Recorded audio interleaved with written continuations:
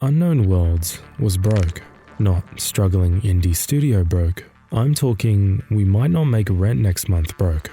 Charlie Cleveland, the guy who started the company, had just spent nearly a decade of his life making Natural Selection 2. This was a competitive shooter strategy hybrid where Marines fought aliens that could evolve mid-battle. The game was ambitious, maybe too ambitious. And when it finally launched in 2012, the team was exhausted, burned out, running on fumes, and then the money dried up almost immediately. See, Natural Selection 2 was a niche game. Critics loved it. The people who played it loved it.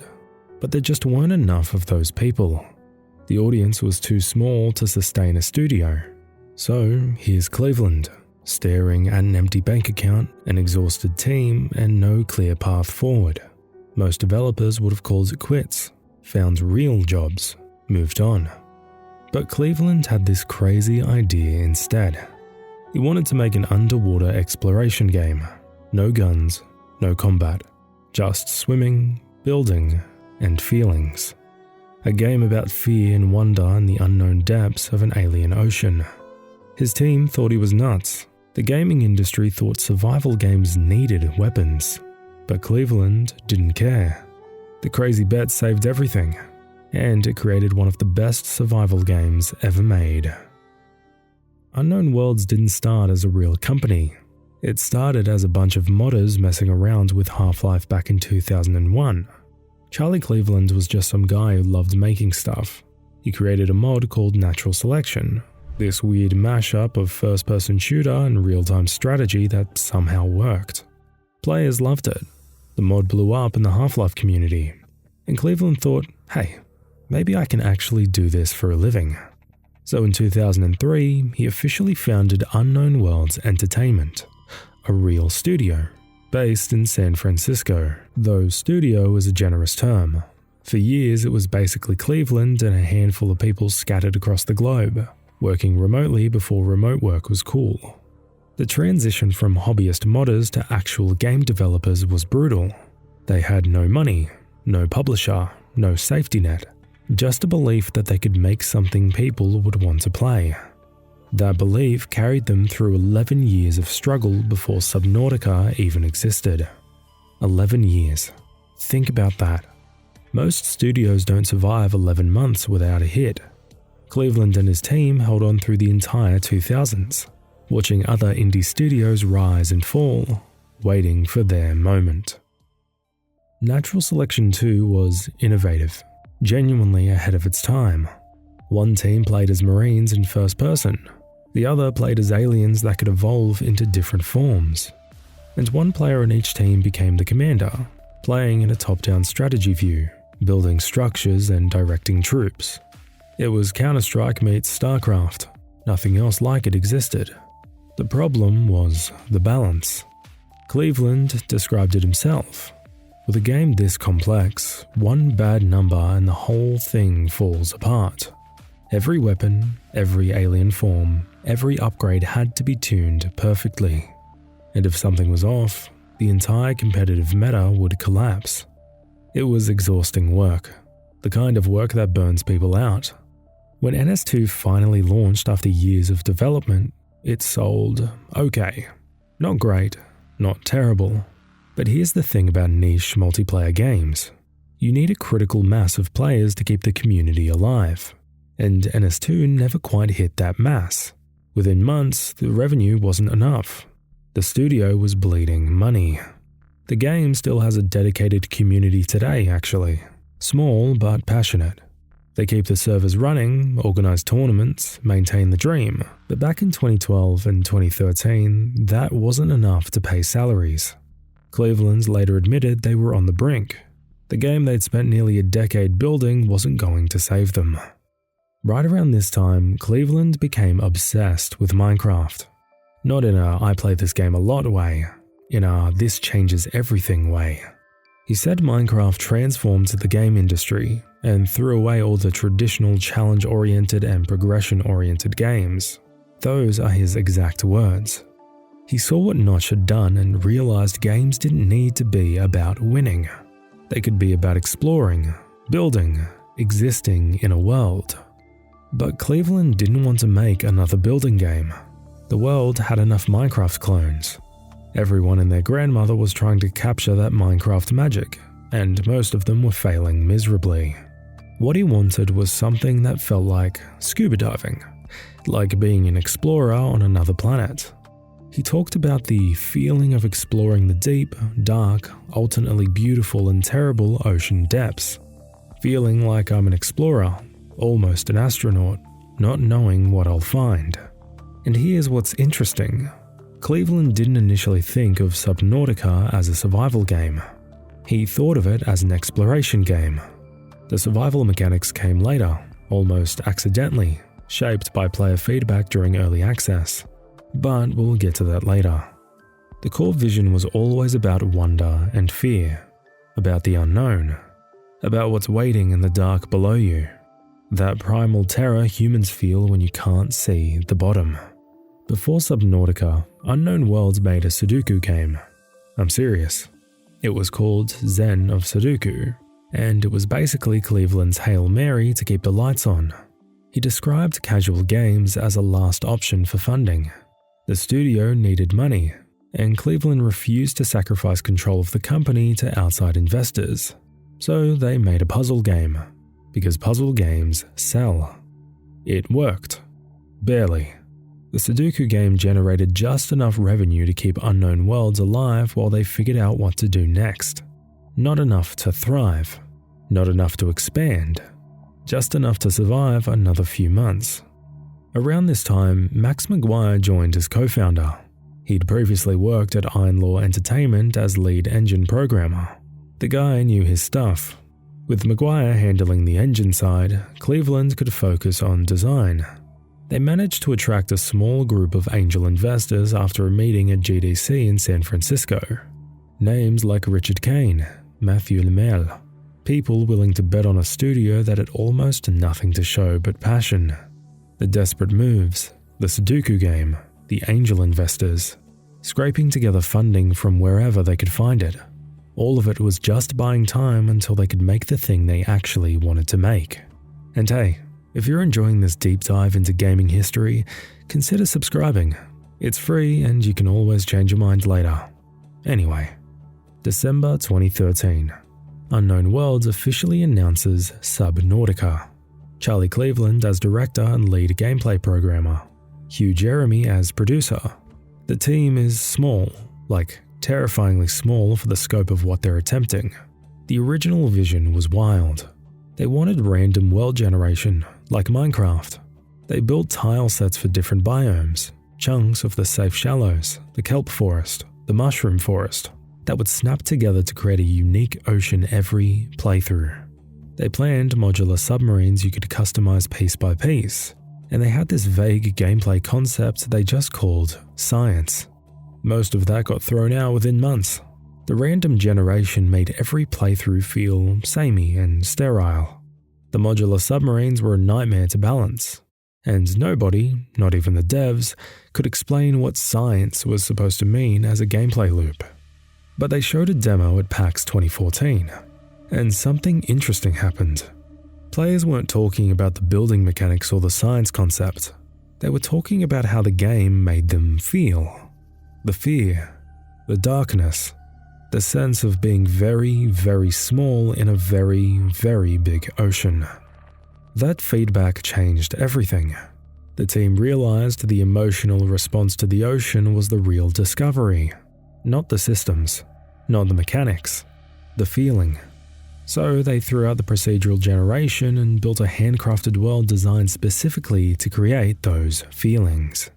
December 16th, 2014. Subnautica launches on Steam Early Access.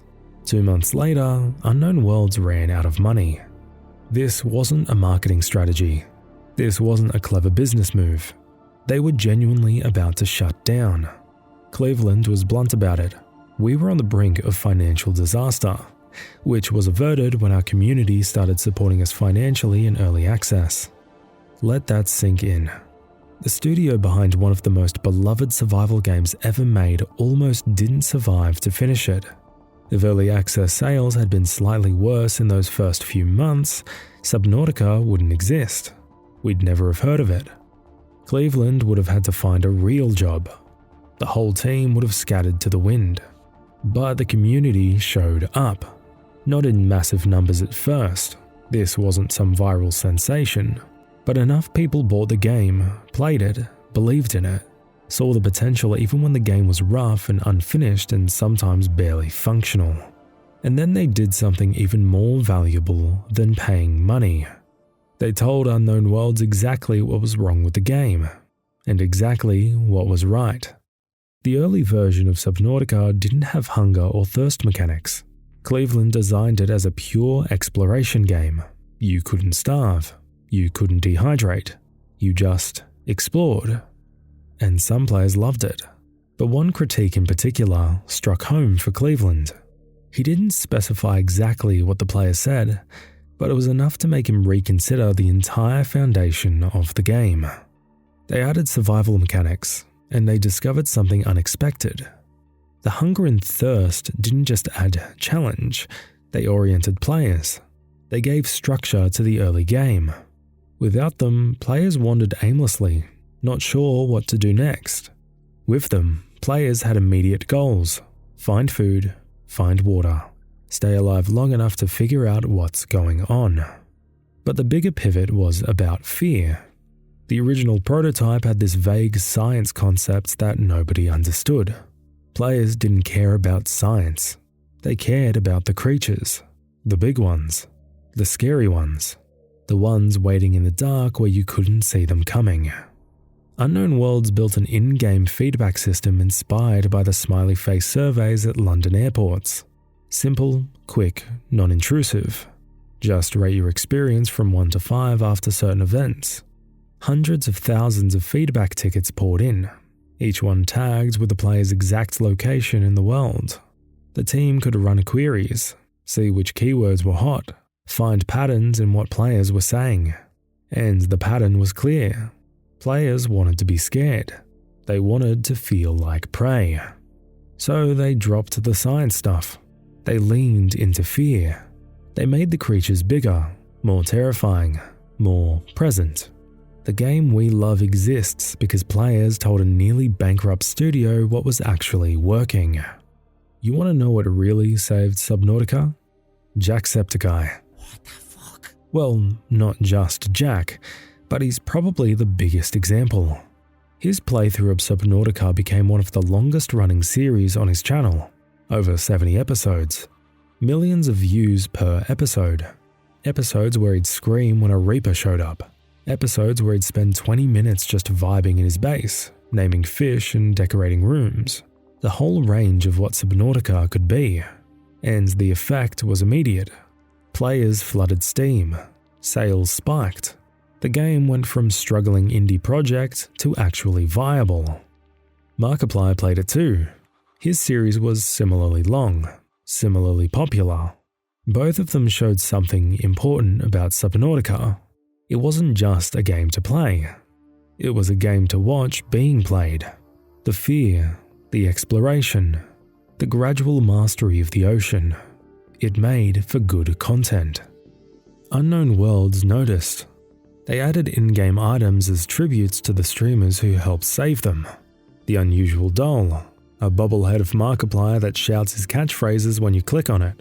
Jack's septic tank, a jar with Jacksepticeye's mascot floating inside. These weren't just Easter eggs, they were thank you notes. In one interview, it was mentioned that Jacksepticeye told the devs he helped save the game from bankruptcy. Whether that's exactly true or slightly exaggerated doesn't matter. The streamers didn't just promote Subnautica, they kept it alive long enough for it to become what it became. Early access plus streaming became the model. Other indie survival games would follow the same playbook. But Subnautica was one of the first to really nail it. Here's a decision that might have saved the whole project. Unknown Worlds built Natural Selection 2 on their own proprietary engine called Spark. They'd spent years developing it. They knew it inside and out. The obvious choice for Subnautica would have been to use Spark again. Same team, same tools, same knowledge base. But they didn't. Producer Hugh Jeremy explained why. Because the team does not include people working on Spark, it's not appropriate for Subnautica to use Spark. By using Unity for Subnautica, Spark can continue to develop in certain directions, while Subnautica develops in others. To use Spark for Subnautica would be like trying to fit a square peg in a round hole. Unity was a smart call. It let a small team iterate quickly. They could test ideas, throw things out, pivot when necessary. The asset store gave them access to tools and systems they never could have built themselves. The flexibility that came from using an established engine instead of maintaining their own probably bought them months of development time. And for a studio that was literally months away from bankruptcy, that time mattered. Every week counted. Every shortcut was survival. Subnautica doesn't tell you where to go. That sounds like a complaint, but it's actually intentional design. Cleveland read an essay by Jamie Chang, the developer behind Don't Starve, about intrinsic versus extrinsic rewards. The idea is simple. If you give players rewards for doing things, they do things to get rewards. They stop caring about the activity itself. They just want the dopamine hit of completion. If you remove rewards, two things happen. Some players stop playing entirely because there's no carrot to chase. But the players who stay, they start doing things because the things themselves are rewarding. Cleveland took that philosophy and ran with it. No quest markers, no minimap pointing you toward objectives, no checklist of things to accomplish. Instead, you get PDA logs, environmental storytelling, a crashed ship on the horizon, strange signals from the deep, breadcrumbs instead of highway signs. The depth-gated progression works the same way. You don't go deeper because the game tells you to. You go deeper because you're curious, because there's something down there, because the sea moth can only go so far and you need a better vehicle to see what's below. The progression is organic. You hit a depth limit. You want to go past it. You find out what you need to build. You gather resources, you build it, you go deeper. With intrinsic rewards, Cleveland said, people are instead encouraged to just do the activities for their own merit. That's why Subnautica feels different from other survival games. You're not chasing objectives. You're exploring because you want to know what's out there. The game trusts you to be curious, and it rewards that curiosity with wonder and terror in equal measure. Most survival games give you a weapon and wish you luck. Subnautica doesn't. You can't kill a Reaper Leviathan with normal gameplay. Theoretically, yes, you can stab one to death with a knife over the course of like 30 minutes. You can grapple onto one with a prawn suit and drill arm it for ages. But the game isn't designed for that. It's designed for you to run, to hide, to outsmart instead of overpower. And that was on purpose. Now, this next fact might feel out of place, but it's here for good reason. December 14th, 2012. The Sandy Hook shooting. 20 children and 6 staff members killed at an elementary school in Connecticut. One of the deadliest mass shootings in American history. A day that stopped the country cold. Subnautica was in its earliest stages of development. Cleveland and his team were just starting to figure out what the game would be. The prototype existed, but the direction wasn't clear yet. They knew they wanted exploration. They knew they wanted an ocean. But the specifics, those were still up in the air. Cleveland couldn't stop thinking about what was happening in America. The cycle of violence, the debates that went nowhere, the helplessness of watching it happen again and again. He wasn't a political person by nature. He made video games. But this felt different. This felt like a moment where staying silent was its own kind of statement. He posted about it on Steam years later, when someone asked why Subnautica doesn't have weapons. The question comes up a lot, probably once a week on the forums from new players who don't understand the design philosophy. Cleveland's answer was surprisingly personal. Subnautica was being birthed right around the time of the Sandy Hook shooting. This was a particularly nasty shooting. Although many people don't realize America has mass shootings every day. Every single day. Yet for reasons I cannot understand, our people and the corporations that influence our country want to continue making it easy for people to get, carry, and use pistols, semi-automatic and fully automatic weapons. And then he said something that defines the entire game. I've never believed that video game violence creates more real-world violence. But I couldn't just sit by and add more guns to the world either. So Subnautica is one vote towards a world with less guns. A reminder that there is another way forward. One where we use non-violent and more creative solutions to solve our problems. One where we are not at the top of the food chain. This wasn't a game balance decision. This wasn't about mechanics. Cleveland made a moral choice. And he stuck with it even when players complained. Even when it meant losing some customers. Even when it made development harder. Now, I personally think this is the reason why Subnautica is actually scary. It's not scary because the creatures look terrifying, although they do.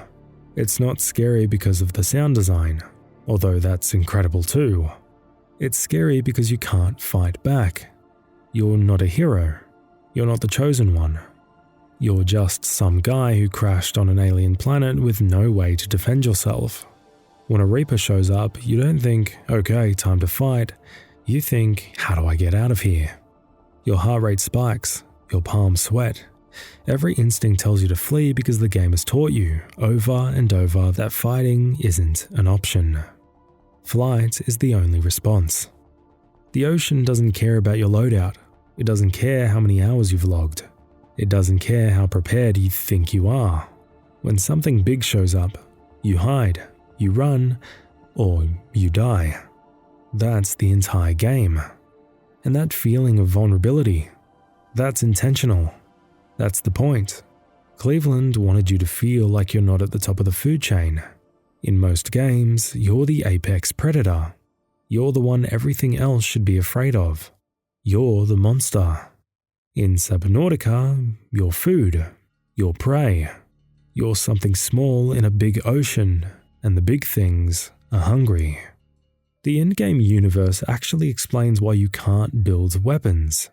Altera Corporation, the company that built your ship, the Aurora, doesn't allow weapon blueprints in civilian fabricators. According to the law, there was some kind of massacre in the past.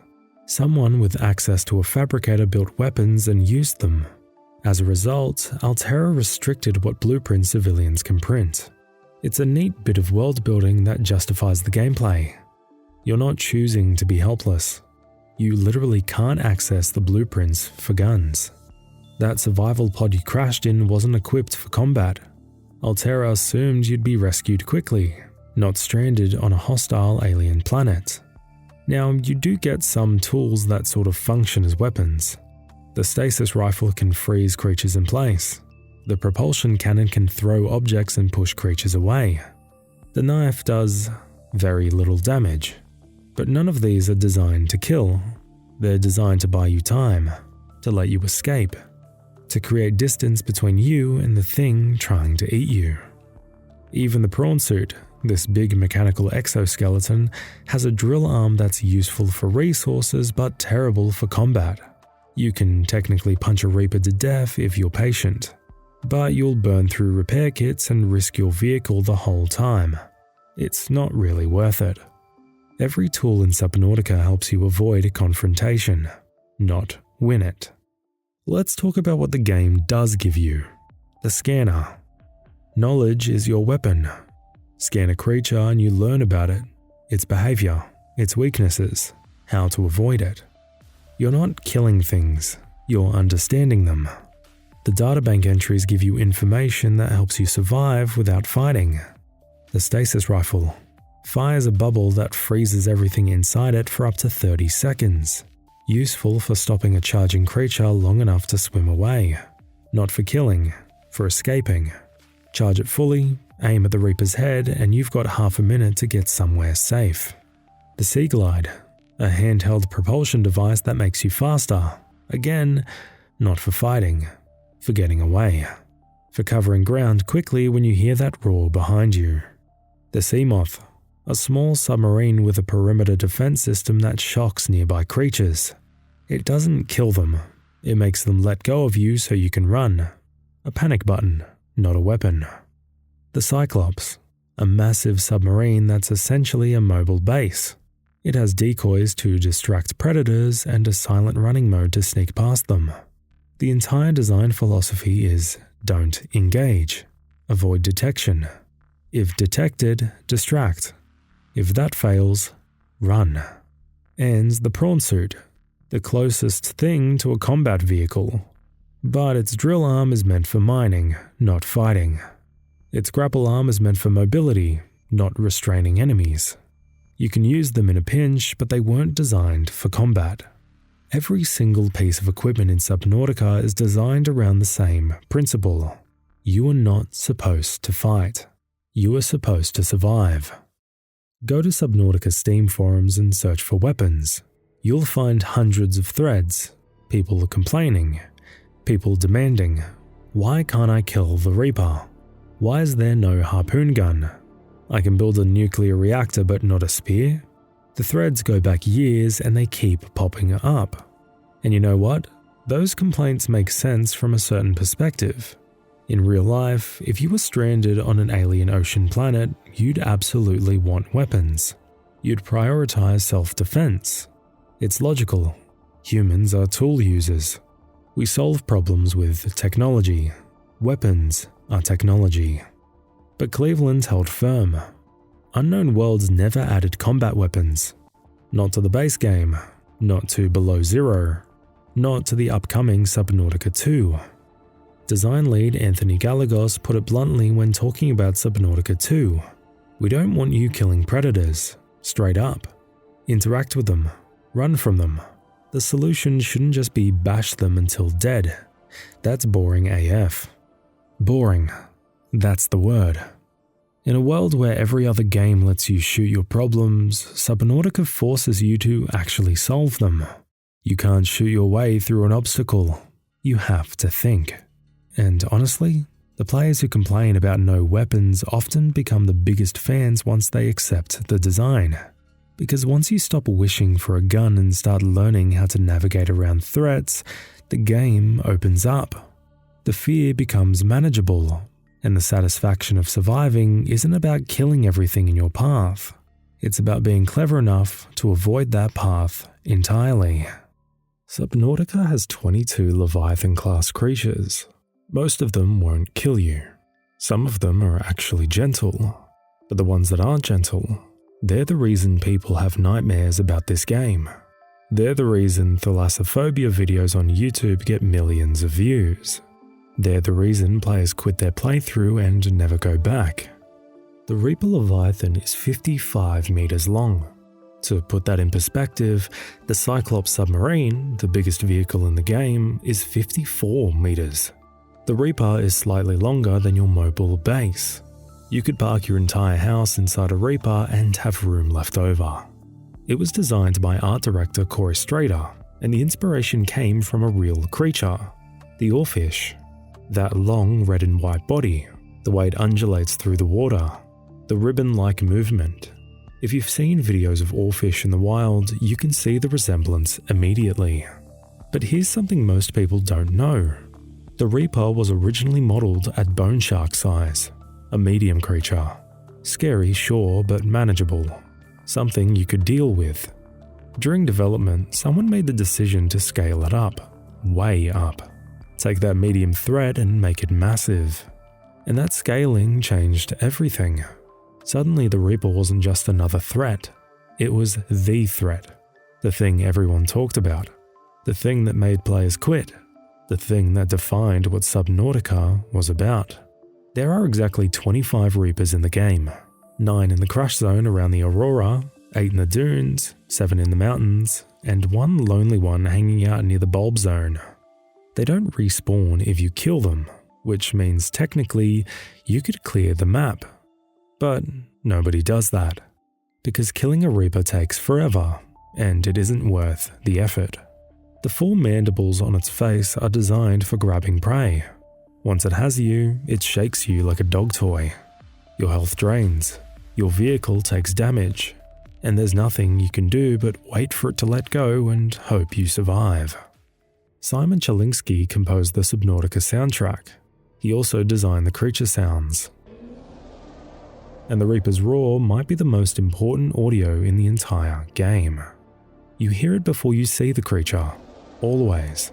That echoing, whale-like scream that travels through the water for hundreds of meters. According to the in-game databank, it's a form of echolocation. The Reaper is scanning the environment, locating prey, building a map of everything around it. The databank entry says, if you can hear it, the Reaper can see you. That's not mechanically true in-game. The roar doesn't actually trigger aggression, but it feels true. And that's what matters. The sound creates a Pavlovian response in players. You hear the roar and your body tenses, even if you're in a safe area, even if you know there's no Reaper nearby, even if you're in a completely different biome. The sound itself becomes the threat. Chalinsky worked at Unknown Worlds for 11 years before being fired in 2018 over controversial tweets. Ben Prunty, known for composing the incredible FTL soundtrack, took over for Below Zero. But Chalinsky's work on the original Subnautica remains. Every terrifying moment in that game is partially his fault. Every time your heart skips when you hear that roar, that's his legacy. The Void, also called the Crater Edge, also called the Dead Zone, also called the place where hope goes to die by players who learns this lesson the hard way. It's the boundary of the playable map, the edge of the world, and if you swim past it, the game punishes you in the most terrifying way possible. Some players find the Void by accident. They're exploring, they see open water, they keep swimming. The seabed drops away, the water gets darker, and then the PDA chimes in with that helpful warning. First, you get a PDA warning about entering an ecological dead zone. Life energy levels dropping. Turn back now. Then the water gets darker. Visibility drops to almost nothing, and then the ghost leviathan starts spawning. Unlike the Reapers, which have set spawn points, the Void Ghosts spawn infinitely. You cannot clear them. You cannot outrun them indefinitely. Every time you kill one, another one appears. They just keep coming, and they keep coming, and they keep coming until you turn around or die. The message is simple. Turn back. This is not where you're supposed to be. The game world has edges, and this is how they enforce them. The Ghost Leviathan design is beautiful and horrifying, translucent, bioluminescent, that eerie blue glow as it approaches from the darkness. They're 107 meters long, almost twice the size of a Reaper, and unlike the Reaper's guttural roar, the Ghost's cry is almost musical, haunting, like a whale song from hell. The adult ghosts that live in the Lost River and Grand Reef are territorial but avoidable.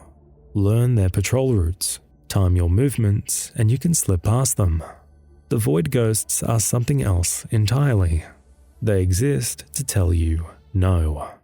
The Sea Dragon is the largest aggressive creature in the game, 112 meters, found only in the deepest parts of the map, the inactive lava zone and the lava lakes. Getting to them is an achievement in itself. Surviving them is something else entirely. But here's the thing about the Sea Dragon that makes it more than just a big, scary monster. It's the reason everything went wrong. 1,000 years before you crash on planet 4546b, an alien race called the Architects were researching a cure for a deadly bacterium called Kara. They built a research facility in the volcanic depths. They experimented on creatures, testing for immunity, and they took a sea dragon egg for study, just one egg, for science. The mother found out. She tracked her egg across the entire ocean, from the depths to the research facility, and when she found it, she rammed the building, destroyed it, cracked it open like an aluminum can, killed herself in the process, her body still visible in the wreckage, but also released the Kara bacterium into the ocean, infecting the entire planet. One mother protecting her child caused a mass extinction event and 1,000 years of planetary quarantine. A single act of parental love doomed billions. The sea dragons you encounter in the lava zone are the descendants of that mother. And somewhere in those lava caves, you'll find skeletons of reapers that the sea dragons drag down to eat.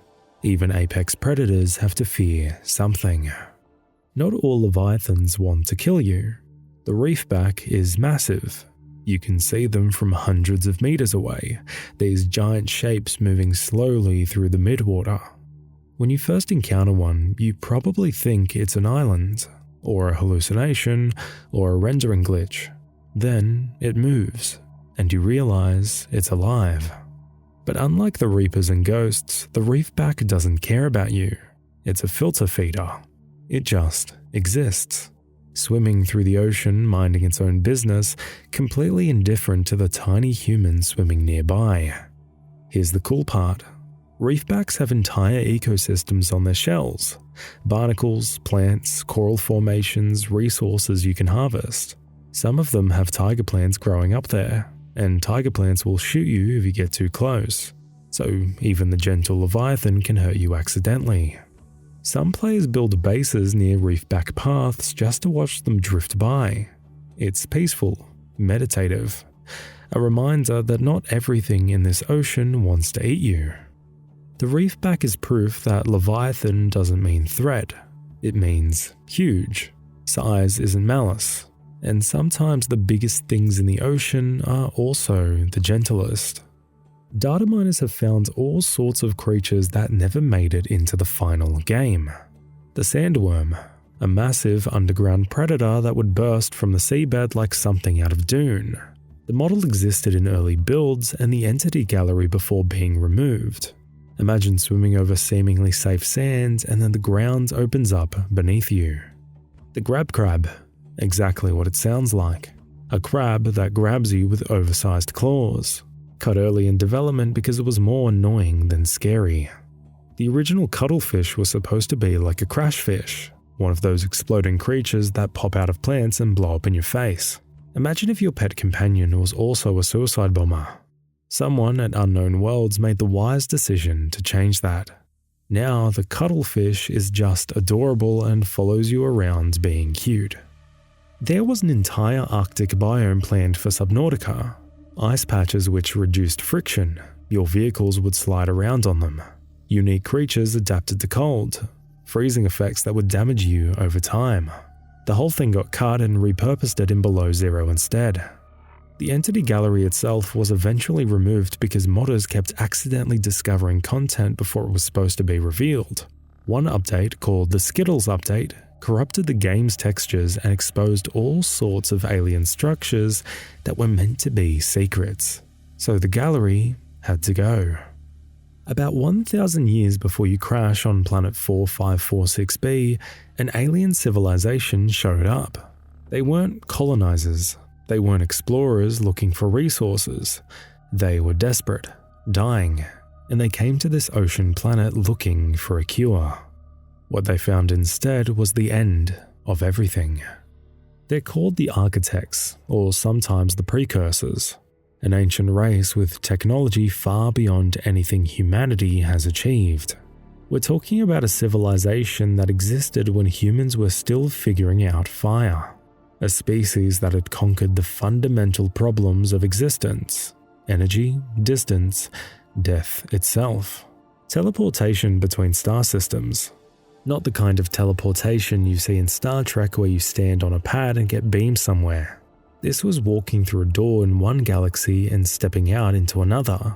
Instantaneous travel across distances that would take conventional ships millions of years. Energy manipulation on a scale we can barely comprehend. Harnessing the heat from planetary cores. Building structures that have run for millennia without maintenance. Powering civilizations across multiple star systems. And perhaps most impressively, the ability to upload consciousness to digital storage. Not just memories, not just personality profiles.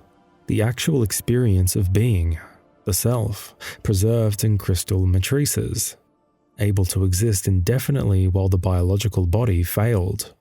Real science fiction stuff. The kind of technology that makes humanity look like cavemen by comparison. They discovered a bacterium called Kara during a routine network expansion into a new sector of space. Just another system to connect, another region to bring into the fold. The bacterium was virulent beyond anything they'd encountered. Some kind of quarantine procedure failed. The records don't explain how. Maybe arrogance, maybe bad luck, maybe something fundamentally wrong with their protocols. And then 143 billion of their people died. 143 billion. Try to imagine that number. You can't. Nobody can. It's too big. It doesn't fit in a human mind. The architects panicked. They threw everything they had at finding a cure. They set up research facilities across the galaxy, anywhere they thought might hold a cure. Planet 4546b was one of those places, chosen for its unique ecosystem, its strange creatures, the possibility that something on this water world might hold the key to survival. They built the quarantine enforcement platform, that giant gun on the island that shoots down any ship trying to enter or exit the atmosphere. They built a disease research facility to study Kara and test potential cures. They built the alien thermal plant to power everything. And they started experimenting on local wildlife, looking for something, anything, that could save their species. They found it, sort of. The Sea Emperor Leviathan, the largest creature on the planet by far, and the only one immune to Kara. Something in its digestive system produced a compound the architects called Enzyme 42, a potential cure. So they captured her, the last of her kind. They built a massive containment facility in the volcanic depths of the ocean, a prison designed to hold something that size. And they started experimenting. But the Sea Emperor was old, ancient, dying of natural causes as her species faded into extinction. Her enzyme production was unstable, too weak to be a reliable cure. The architects needed her eggs to hatch so they could extract enzyme from juveniles, fresh specimens with strong enzyme production. But the eggs wouldn't hatch, not in captivity, not with forced incubation, not with any method the architects tried. They didn't understand. These brilliant scientists who could teleport across galaxies couldn't figure out why the eggs stayed dormant. So they tried everything. They cut open eggs to study the fetuses. They built incubation devices. They manipulated the environment. Nothing worked. And the Sea Emperor watched it all. She could communicate telepathically. She tried to tell them what the eggs needed to hatch, but the architects couldn't hear her. Their biology wasn't compatible with her psychic communication. Her pleas went unheard. For 1,000 years, she waited, alone in that facility, watching her eggs stay dormant, knowing the cure was inside them and being unable to make anyone understand. The architects made one critical mistake. They took a sea dragon egg to the disease research facility. They wanted to study how Leviathan eggs hatch, hoping it would help them with the Sea Emperor's eggs. A reasonable scientific decision. Take a specimen, study it, learn from it. The mother sea dragon tracked her egg across the ocean, found the facility, and rammed it. The facility collapsed. The mother died in the attack, her skeleton still visible in the wreckage 1,000 years later. But the containment on the Kara samples broke. The bacterium spread into the ocean. Everything after that was damage control. The architects activated the quarantine enforcement platform. Now nothing could leave the planet and spread the infection to other worlds. They sealed the teleporters. They uploaded their minds to data hubs, hoping to wait it out in digital form until someone found a cure. But there was no waiting it out. Kara spread to every ecosystem. Species went extinct. The Sea Emperor Leviathans outside the containment facility died because their food sources disappeared. Within years, the planet was devastated. Within decades, it was a shadow of what it had been. All because one mother wanted her egg back. All because the architects didn't consider that creatures might fight to protect their children. The quarantine enforcement platform is why you're stuck on 4546B. It's the reason your ship, the Aurora, crashed. It's the reason the rescue ship, the Sunbeam, gets destroyed when it tries to save you. It's the reason you can't just build a rocket and leave.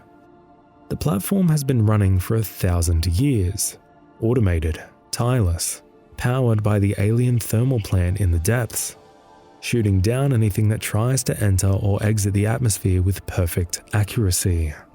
And here's the cruel part. You can reach the platform. You can explore it, learn its systems, find the control room.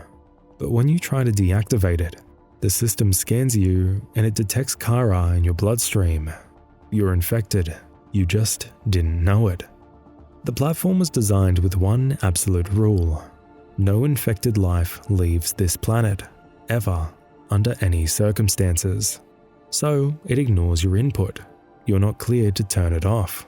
The only way to escape it is to cure yourself first, which means finding the Sea Emperor, which means going deeper than you've ever gone, which means facing everything the ocean has waiting for you in those volcanic depths.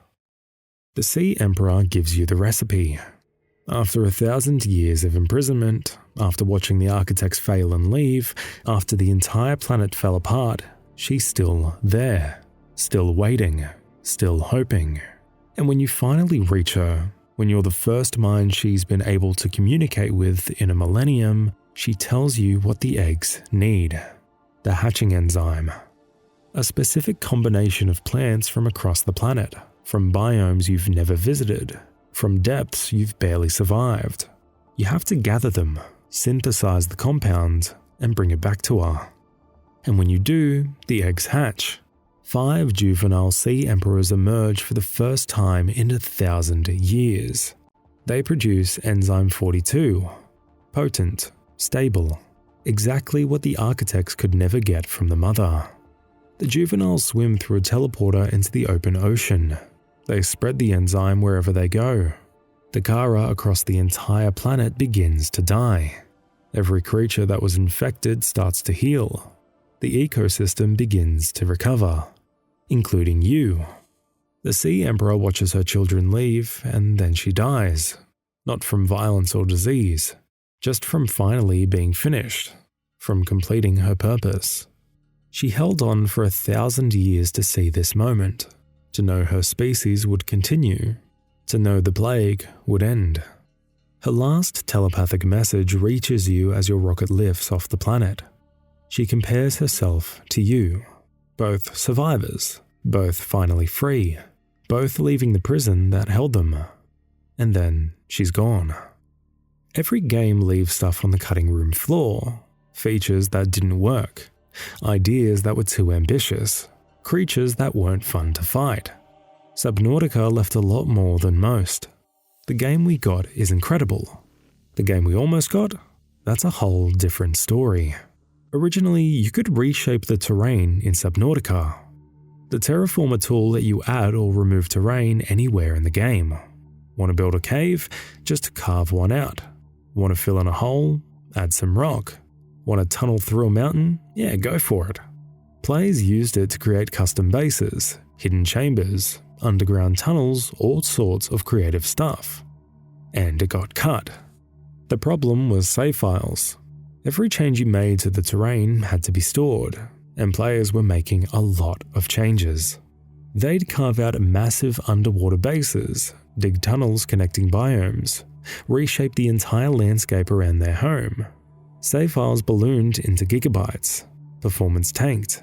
The game became unplayable after extended sessions.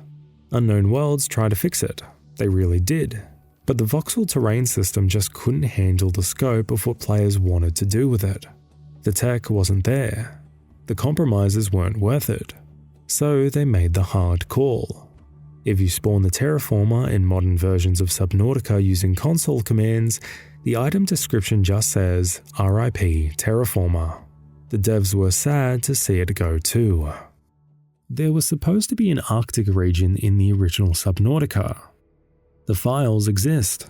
Ice patches with reduced friction. Your vehicles would slide around on them like they were on oil. unique cold effects that would damage you over time if you didn't have proper thermal protection, snow particles, frozen terrain, icebergs. The cuttlefish was originally going to spawn there, back when cuttlefish were supposed to be crash fish that explode. The Arctic biome got cut from Subnautica but never really died. Unknown Worlds repurposed the entire concept into a standalone game, Below Zero. Everything they'd planned for that frozen region, the ice, the cold mechanics, the new creatures, the above-water exploration, became the foundation for the sequel.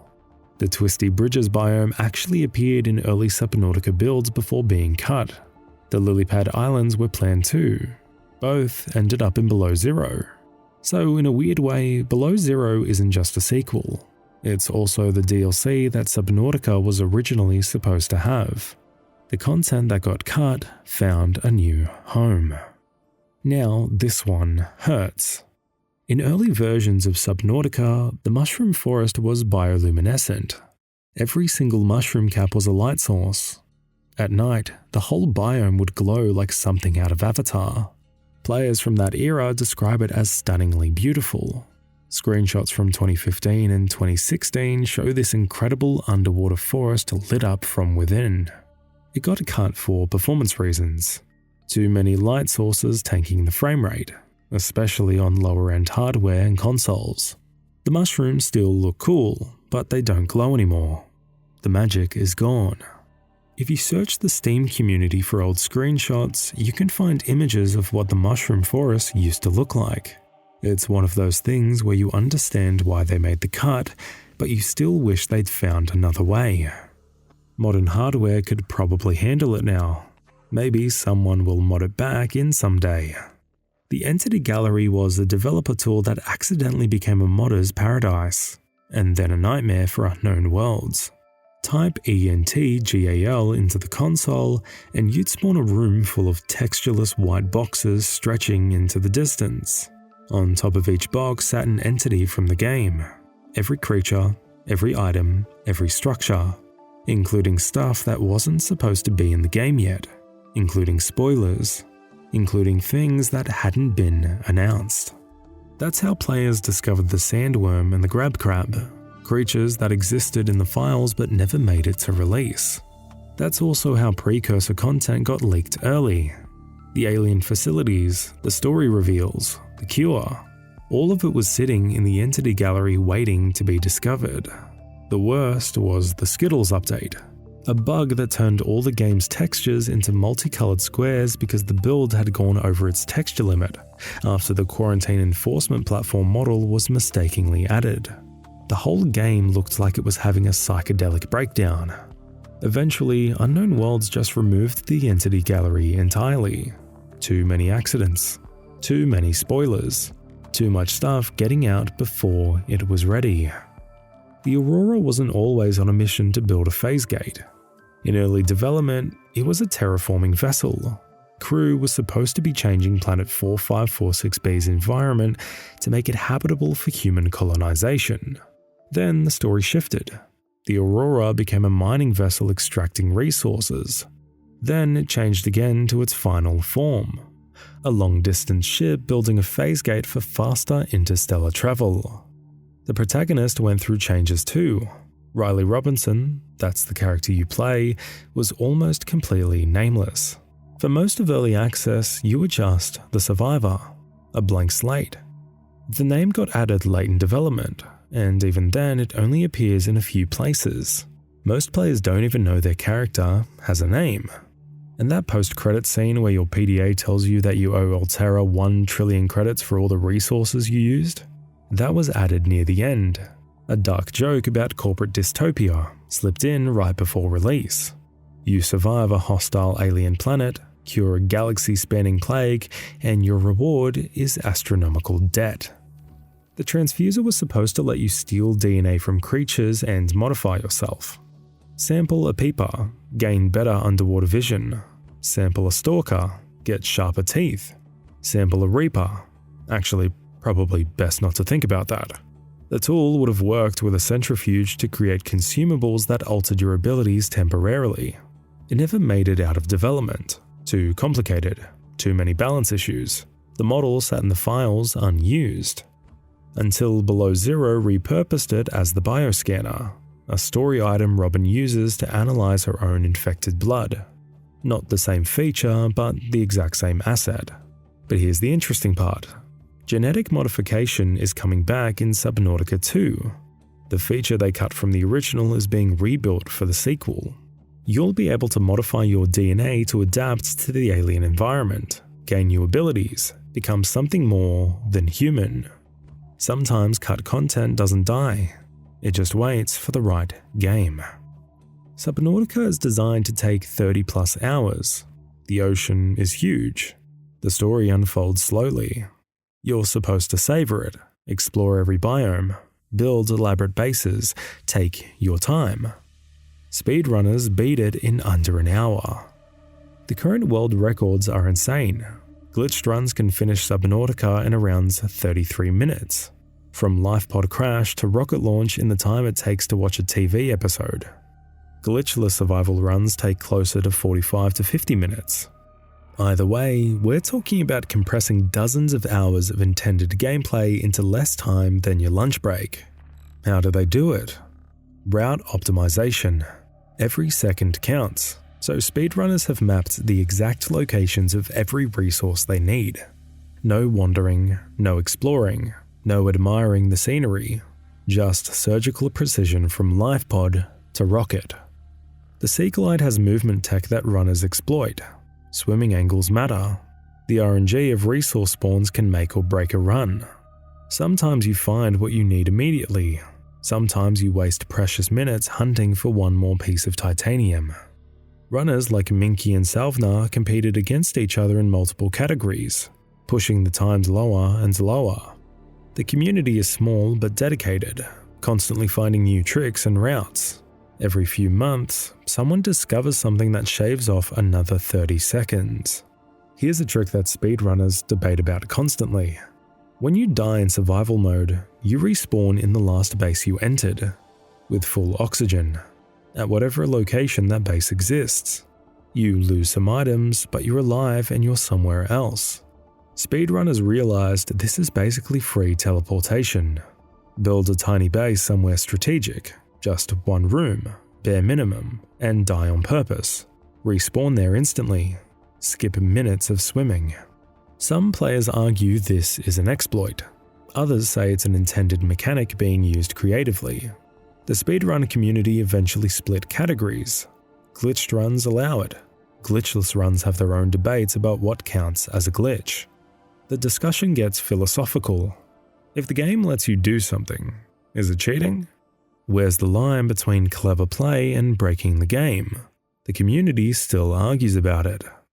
The Subnautica wiki wasn't built by unknown worlds. It was built by players.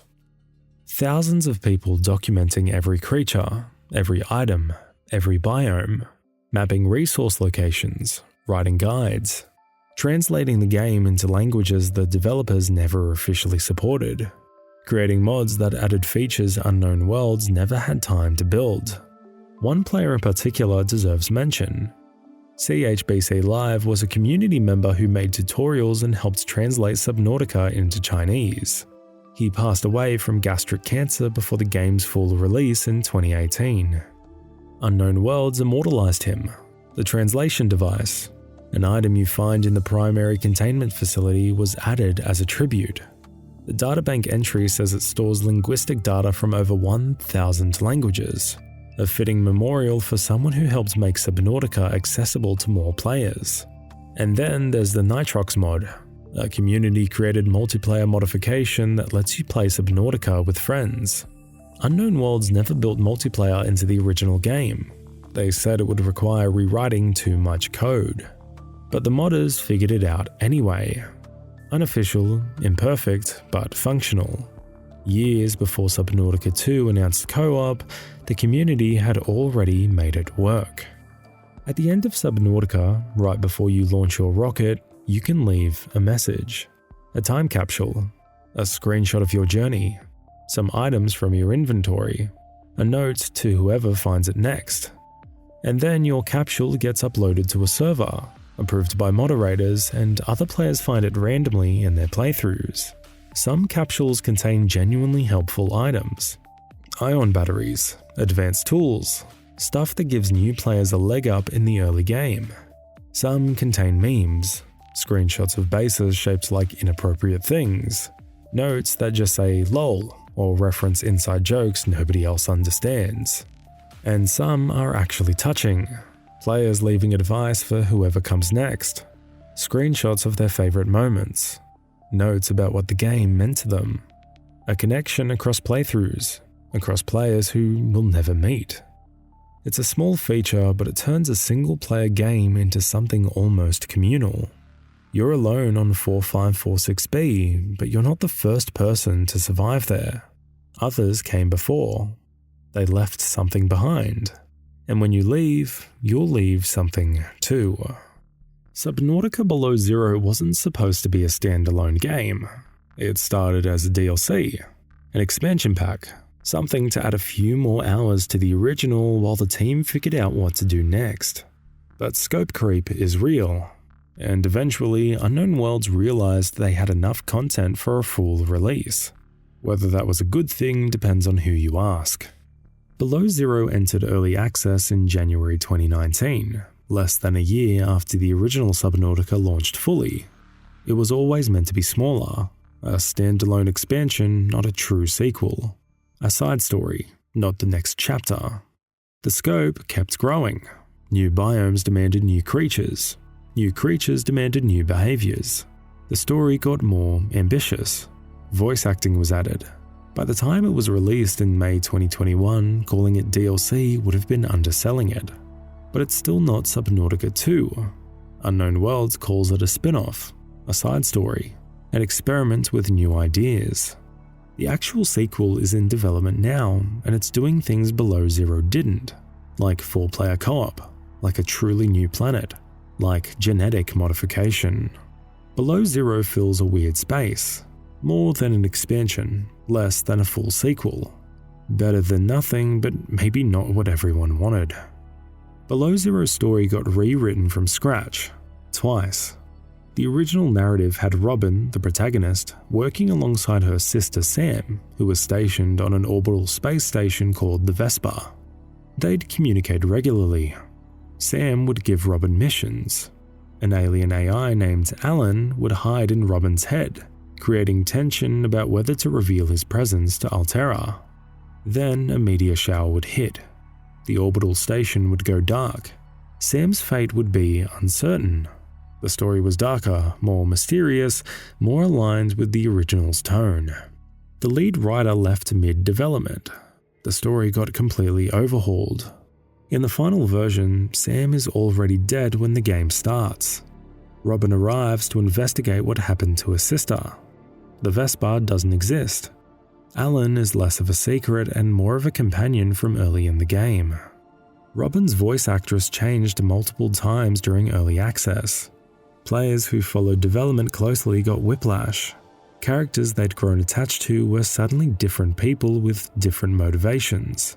Some players prefer the older version. Some players prefer the final version.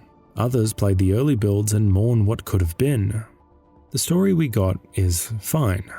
The story we almost got might have been better.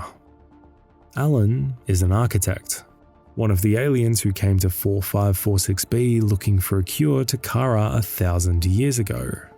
But he's not just any architect. He's the one who took the sea dragon egg, the one whose decision led to the disease research facility being destroyed. The one responsible for the Kara outbreak that devastated the planet and killed his entire civilization.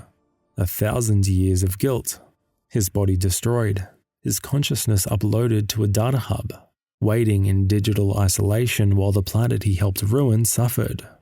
Unable to die, unable to forget, just waiting. When Robin finds him, she doesn't know any of this. She just hears a distress signal and tries to help. Alan downloads himself into her brain, a desperate move to survive as his sanctuary loses power. Two minds sharing one body. The rest of the game is about building Alan a new physical form while uncovering what really happened to Sam. By the end, Robin knows Alan's secret. She knows what he did. She forgives him anyway. And when he activates the Architect phase gate to return to his homeworld, she goes with him. The game ends on a cliffhanger. Robin and Alan stepping through a portal to an unknown destination. Nobody knows if Subnautica 2 will follow up on this, or if it's set on an entirely different planet with entirely different characters. The Sea Truck is genuinely brilliant. A modular vehicle where you can attach different compartments. A fabricator module, a storage module, an aquarium module, a sleeper module. You customize it for whatever mission you're doing. Need to haul resources? Add storage. Going deep? Add the depth upgrade module. It's more flexible than the Seamoth, more personal than the Cyclops. Land exploration works better than expected. The Arctic sections where you're walking on ice, managing cold exposure, finding shelter in caves, it adds variety. You're not just underwater all the time. Some biomes are above water entirely. It changes the rhythm of gameplay. Margaret Maida returns, the Degassi survivor from the first game who fought a Reaper Leviathan with a knife and won. In Below Zero, she's been living on 4546B for years, surviving, thriving even. Her story connects the games in a satisfying way. And the Cheliceraid and Shadow Leviathan are legitimately terrifying. Different from the Reaper, but equally effective at making you panic. Riley Robinson never spoke. In the original Subnautica, your protagonist was silent. You projected yourself onto them.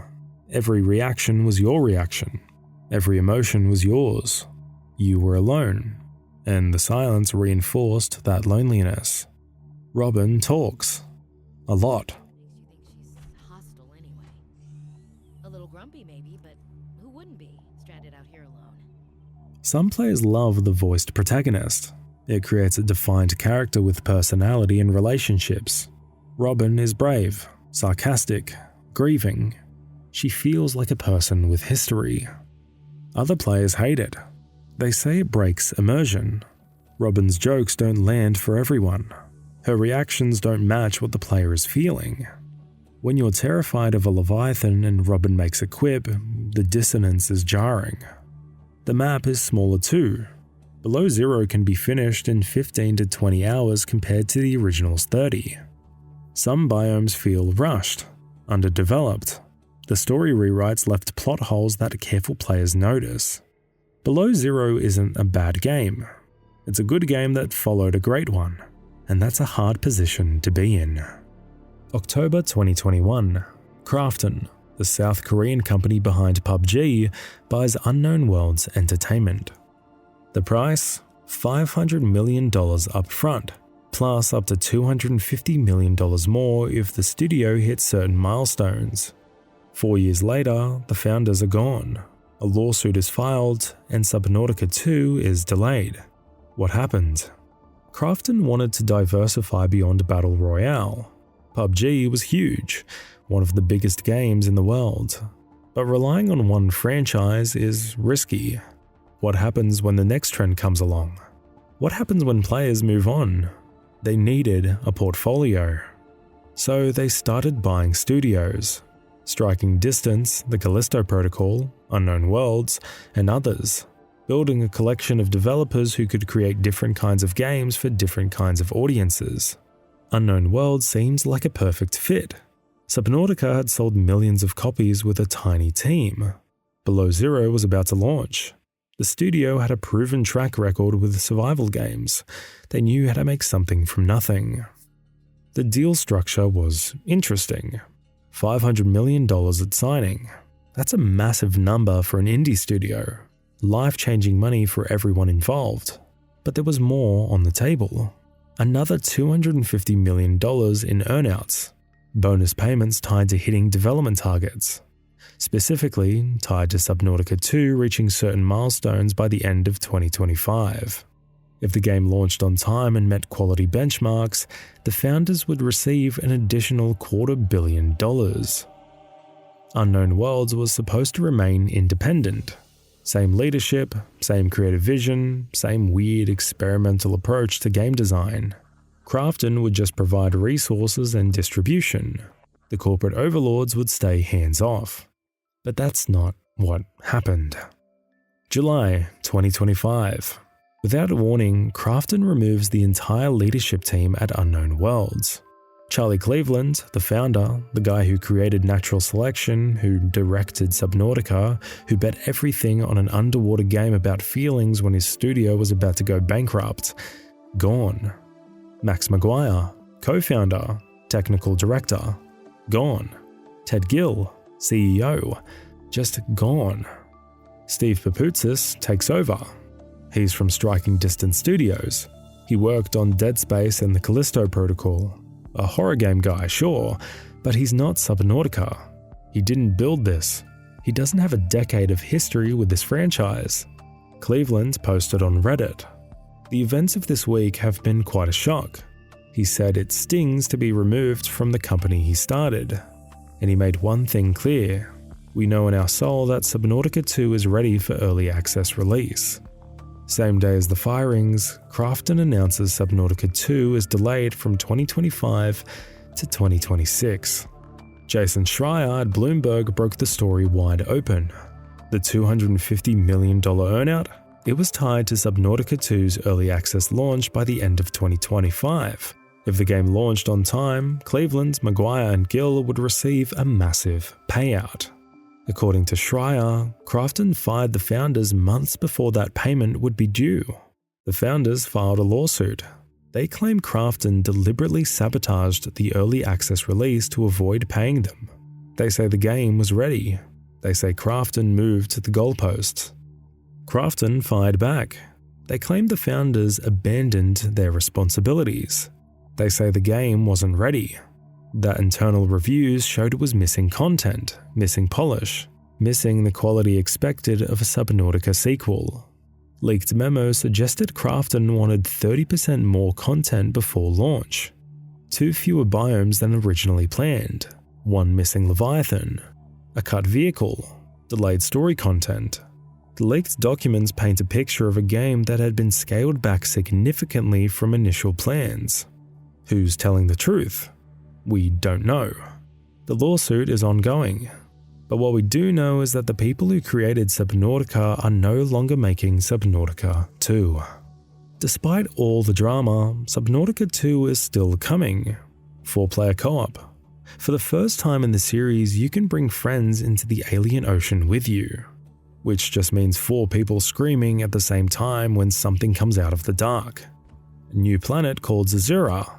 New creatures. The Collector Leviathan looks like something out of Lovecraft. This Cthulhu-inspired beast with tentacles that can grab you from a distance, drag you through the water, and do whatever it wants with you. Corey Strader, the same art director from the original games, is still leading visual development. That's reassuring. The look will be right. Design lead Anthony Gallegos confirms there won't be weapons. Same philosophy as the original.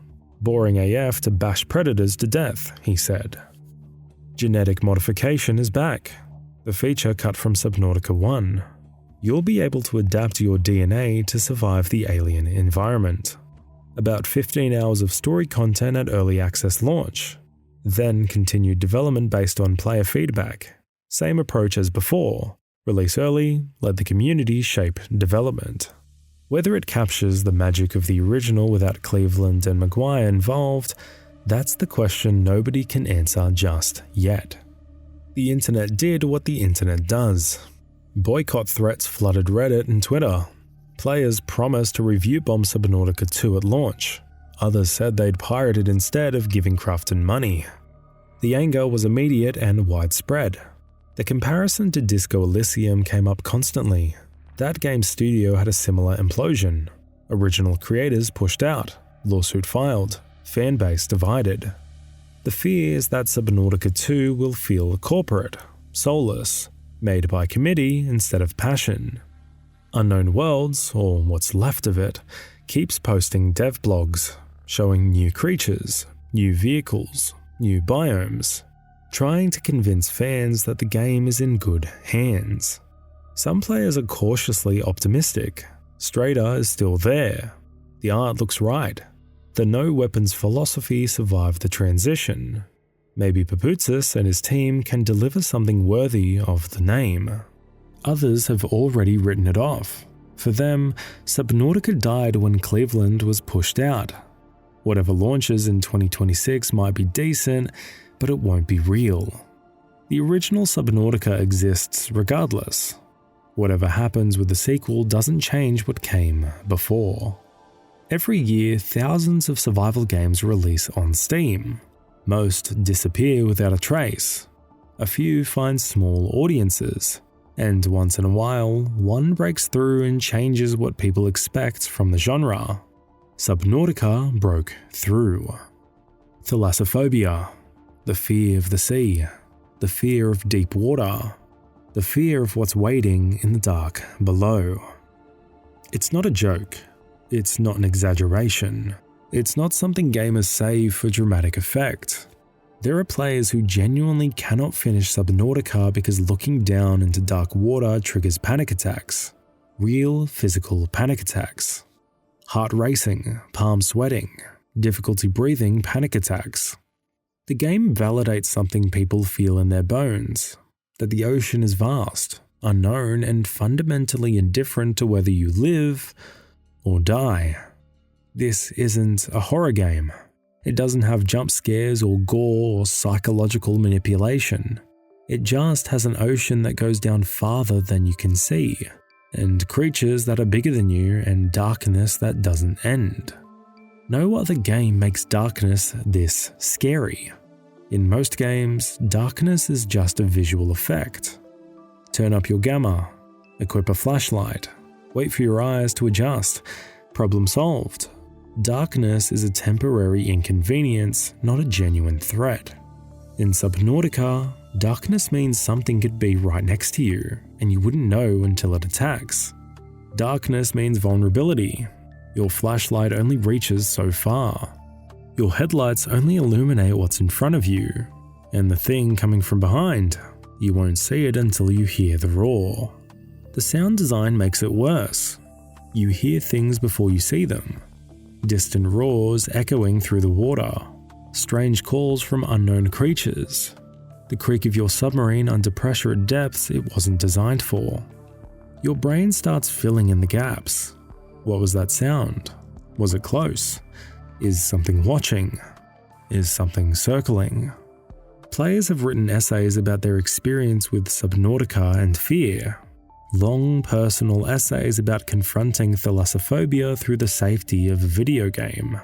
Some describe it as exposure therapy, playing in short bursts, pushing a little deeper each time, learning that the fear can be managed. Others say the game made their fear worse. They went in thinking they were fine with ocean depths and came out with a newfound respect for the abyss. Both reactions prove the same point.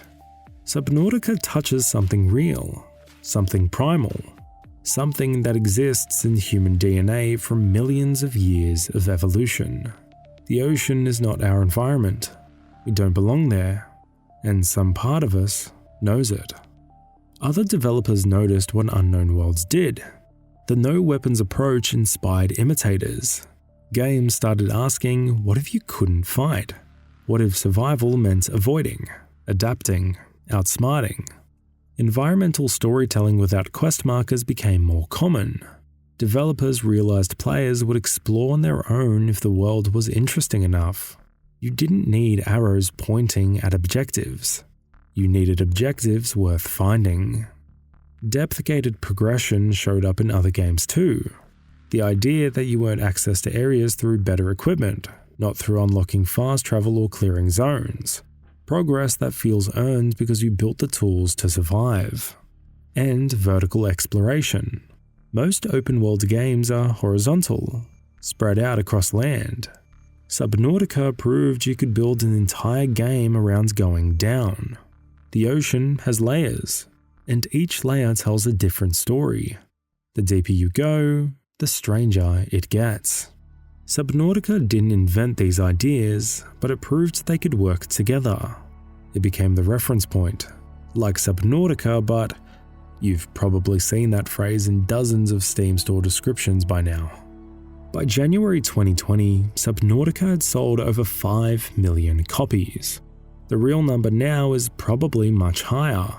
This is a game made by a team that, at various points, had fewer than 20 people. A studio that almost went bankrupt twice. A project born out of desperation after Natural Selection 2 failed to sustain them. It won Golden Joystick Awards, PC Game of the Year, Breakthrough Award for Unknown Worlds. It sits at overwhelmingly positive on Steam with over 200,000 reviews. It's one of the highest rated survival games ever made. And it did it by being different. By betting on feelings over combat. By trusting players to explore without guidance. By making you afraid instead of empowered. Cleveland's gamble in 2013, the underwater game about exploration and wonder that his exhausted, broke studio probably shouldn't have attempted, paid off beyond anything he could have imagined. Subnautica 2 is coming, 2026, early access. 4 players descending into an alien ocean together. Same philosophy, no weapons, same fear, same helplessness. Just now you can drag your friends into the nightmare with you. Will Craft and Let It Be what Cleveland envisioned? Will Paputzis and the new team understand what made Subnautica special? Will the genetic modification, the co-op, the new creatures recapture the magic? Nobody knows for certain. But here's the thing. The original Subnautica already exists. Whatever happens with the sequel, whatever corporate drama unfolds, the game you can play right now is complete. It's there. It's waiting for anyone who wants to experience it.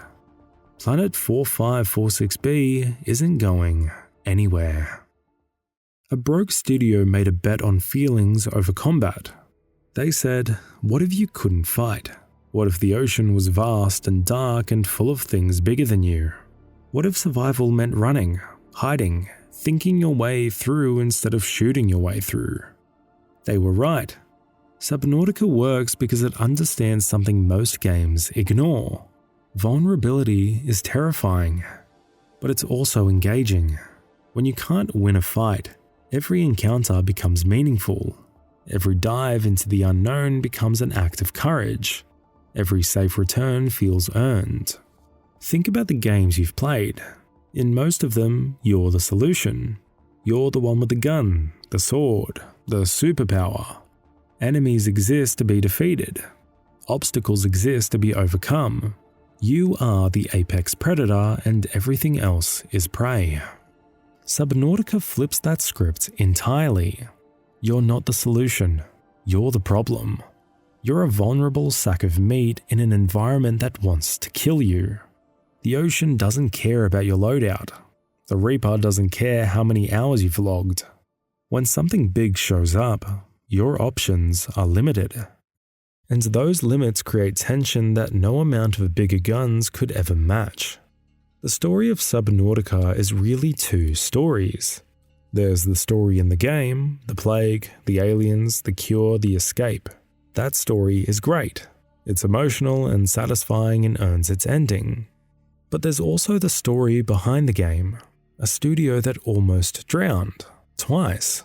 A founder who made a moral choice about violence in games and stuck with it. A team that listened to their community and rebuilt their design from scratch.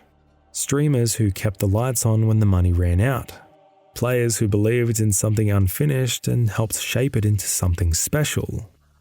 Charlie Cleveland might be gone from Unknown Worlds now. The studio might belong to a Korean conglomerate. The sequel might disappoint us or it might surprise us. We won't know until 2026. But the original Subnautica exists. It's complete. It's waiting for anyone who wants to experience it. And it proves something important. You don't need guns to make a survival game. You don't need combat to create tension. Sometimes the scariest thing is having no way to fight back. Sometimes that's exactly why it works. Descend into the depths. Build your base. Learn the creatures. face your fears. Speaking of games that drop you into a world and let you figure it out, if you enjoyed this, you're going to love our deep dive into Zelda. Same energy, secrets the devs hid for years, a studio that almost went a completely different direction, and details that will change how you see the whole series. Click that video now, and I'll see you there.